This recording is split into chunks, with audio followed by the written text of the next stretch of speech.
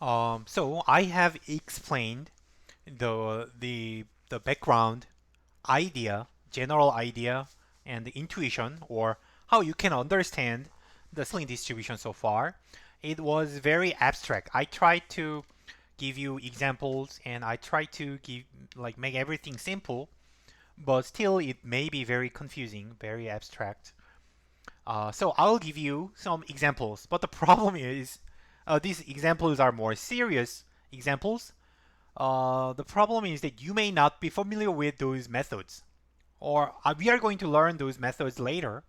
But if you have learned those methods like the chi-square distribution, F statistic, T statistic, if you have learned them, then now you can understand how to unify them, why we have learned, why they were important in the analysis. So I hope it helps you better understand the sampling distribution. I will give you statistical examples. So the first example is the estimation of mean for normal distribution. Suppose that we have normal distribution assumption, x, random variable x, it is one observation. X is following normal distribution, and you are interested in the population mean of x. And we use x bar as the estimator for the population mean. So x bar is the sample average. So when you observe 100 observations, x bar is their average. So it's average calculated from the sample. So exactly this is the sample counterpart of your parameter, so which is natural. However, actually there are theories why this sample counterpart is the best. So I will skip that. And then in theory, maybe you have learned that the sampling distribution of x bar follows a normal distribution with the same mu but different variance. Sigma squared is divided by n. So from here, what it says is x bar's expectation is mu. But so it's very confusing. X bar is a sample mean, sample average, sample mean, x bar is sample mean, and expectation is another mean, and mu is another mean, it's population mean. So I'll say this, the mean of sample mean is the population mean. It's it's very confusing, but it makes sense. It's so sample average is what you calculate from the sample, so itself is a random variable. Random variable has a distribution and has an expectation. If you assume that the expectation is not infinity, then you can define the expectation of a random variable. And the right hand side is a constant. It's a number. Population mean, we don't know the value, but it is a number, fixed number. So, makes sense. There is no problem, right? You can, so same, actually, pretty much the same, like expected value of a random variable equals to, say, 0. Same grammar, same structure of the sentence, right? So it is unbiasedness, right? Unbiasedness is proven by the sampling distribution. And standard deviation of the estimator x bar is coming from the variance, and this is the standard error of the estimator. We say standard deviation of the estimator as the standard error, and it captures the accuracy of the estimator, and it says accuracy of the estimator depends only on sigma and sample size. Sigma is the uncertainty in the original distribution, and sample size is the number of sample. So also this result is coming from the sampling distribution, right? And the problem here is the sampling.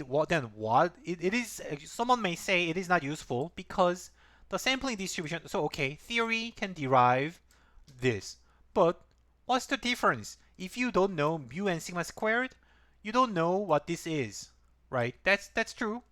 But however, you can estimate sigma squared, and at least you learned unbiasedness. Mu is what you want to estimate, so you learned unbiasedness, and sigma can be estimated separately. Then that's how you estimate standard error again. So think about this. Then this is very interesting process because you are estimating bu by x bar. X bar is an estimator for bu, and we learned because x bar is random, we derived its distribution of the distribution of x bar, the distribution of the estimator, the sampling distribution of the estimator is given by this. So we learned the standard error of the estimator is given by this guy, which is theoretically derived. However, the theoretically derived standard error is unknown because of sigma. So you need to estimate the standard error of the estimator. So you are going to estimate sigma using this formula. So, right, so that as a result, your standard you need to estimate the standard error of your estimator, right? And then this is another estimator. So then you can derive, you can show that the estimator for the standard error of your estimator is unbiased. Then you need to derive another sampling distribution. So it can go forever. There are infinite number of layers, but if you understand the principle, it's not wrong. Then second example, estimation of variance. Suppose that now we are interested in the variance of x. It is not normal distribution. It's a normal. It should be a normal distribution. Excuse me. I forgot to say that. So if it is a normal distribution, then the commonly used estimator is s squared. S squared, which is everything is standard, but remember denominator is n minus 1, because usually we say that the degree of freedom is n minus 1 because you used 1 degree of freedom in calculating x bar. So even if you are summing up n different objects, but actually 1 degree of freedom is observed into x bar already, so you only have n minus 1. So if you don't understand what I'm saying, you may forget. It is a review. I just wanted to remind you of that if you have learned it earlier. So anyhow, this is how you usually estimate the variance. And then the sampling distribution of s squared is a chi-square distribution after a normalization. After normalization is multiplying n minus 1 dividing by sigma squared, which is a true value. So it is unknown. Actually, this is unknown, but as the resulting distribution is sigma squared, which is like chi-squared distribution, which is a fully known distribution. And we know that the mean of sigma chi-squared is n minus 1. So you can deduce that it's unbiased. So the sampling distribution is derived, and from there you can show unbiasedness. You may do like things like other things, like you may derive confidence interval from there. You may show the standard errors, but like simply we are satisfied with this result. The third example, so this is another example of sampling distribution, and I forgot to say that x is normally distributed. I'm going to modify that, edit this later. So the third example is the t statistic and f statistic. If x is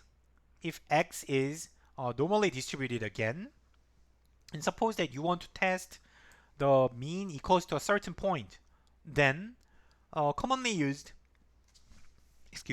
test statistic is calculated by this way: x bar, what you calculate from the data, minus the hypothesis. You believe that the true mean is A, then the difference. So the difference between your hypothesis and your sample is standardized by their standard error. This s over square root n is the standard error of x bar, and as I said, the variance is estimated this way. And then this guy follows students' t distribution with degree of freedom n minus 1.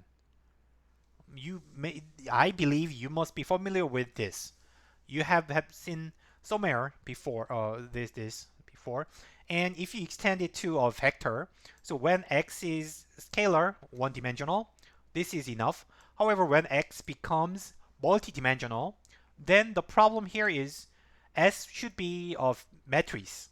It is a standard deviation here, but when you make it a vector, then there must be like k by k matrix, covariance matrix. Then instead of the t statistic, you need to use f statistic. F statistic looks like this, where S here, S is the sample covariance matrix. Covariance matrix is calculated here. So you don't need to know the form, but what I want to say here is the statistic theory shows that the sampling distribution of this guy is a F distribution with those parameters, with those parameter values. So like if you have learned this F statistics, then now you will so far you will see how the role of the sampling distribution in most of the theories. All of the theories are based on the sampling distribution. And example 4, OLS estimator. The population parameter is beta 0 in this regression model, and the OLS estimator is derived in this way. By the way, I use transpose in this way because later when I use derivative, differentiate, then f prime, then transpose and differentiation are confusing. They look the same, so I intentionally change it transpose in this way. So then under the homoscedasticity assumptions and other regularity assumptions, you know that the sampling distribution of beta hat is approximately this, if n is large enough. So this is the sampling distribution of the OLS estimator. Now it looks more complicated than before, but still it shows that your beta is unbiased because the mean is beta 0 and it is normally distributed, so you can you can estimate this estimate the standard error from here. The expectation is easily estimated. You can just replace the expectation by sample average, and sigma squared is estimated by this method, so it should be simple. Then, as I said before, finally, it's a brain teaser. If you have understood what I said, think about this. Mu, the population mean, is the population mean of X. Then X bar is the sample mean of X, which is an estimator for mu. Then the mean of the sample mean, so the mean is population mean of the sample mean, is expected value of X bar equals to the population mean of X, which is what I have shown earlier. And the population variance of the estimator is given by this, right? But sigma squared is unknown, so you need to estimate the variance again. And we estimate this and the variance of the estimator. Then we may derive the mean and the variance of this guy. We have derived in the chi-square. Chi-square is known, so you can show what is the mean and variance of this estimator. You can do it forever. So it's very confusing, but important. Then another problem here is you have to distinguish the population and the sample when you answer in the exam or in the homework. So for example, when I ask you what is the variance of X bar, then the correct answer is this. So the variance is here implicitly I'm saying what is the population variance of X bar. However, many of you answer with this. It is wrong because this is not a variance, but this is an estimator for the true variance, right? And this is just one of the estimators for the true variance. So if you put it this way, it is technically wrong. So your answer is wrong. So please be careful when you answer. You need to understand what you are answering, whether it is a sample or population or sample, and what is correct. Okay, this is it. And maybe in the next lecture, I'm going to start the next chapter. So the first chapter was review. It was just a reminder of about basic statistics background knowledge. So uh, I go over very quickly. I went over very quickly. But next from the next chapter, I'm going to be more slow, and I will give you more examples, and I will try to help you better understand more than this. So far, I assume that you already knew those materials. So it's natural that if you thought I was going too fast, that's my intention because I cannot spend too much time on this chapter. Okay, thank you and have a nice week, nice day. Bye.